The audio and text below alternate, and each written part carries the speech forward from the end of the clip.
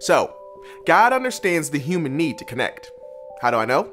Well, he gave Adam Eve so he wouldn't be alone. Jesus surrounded himself with a few deep relationships.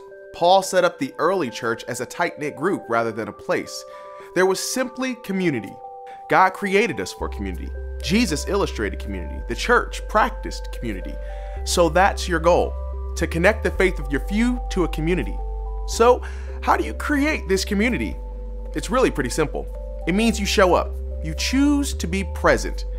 That means you, 1, show up predictably. For most of you, that means you're there weekly. You can't lead a small group without trust. You can't build community without trust. And the first step to gaining the trust of your few is making sure they know you're going to be there, predictably and consistently. This is the most important thing you can do, because everyone needs someone who knows their name and what's happening in their life. 2, show up mentally. It's one thing to show up physically. It's an entirely different thing to show up physically and mentally.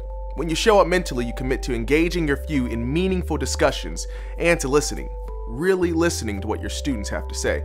It means leaving email and Twitter at the door. This means knowing the content ahead of time and being mentally prepared to shed some light, some scriptural insight into their world. And lastly, show up randomly. Never underestimate the power of showing up randomly. This is a phone call, a birthday card, a baseball game, a text message, a Facebook post. These small connections may seem insignificant, but when you choose to be present in an unsuspected way outside of your weekly group time, you're creating a better connection to the community you're trying to create.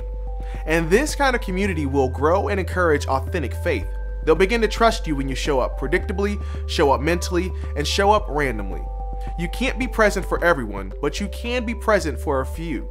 That's why the best way to be present is to lead small.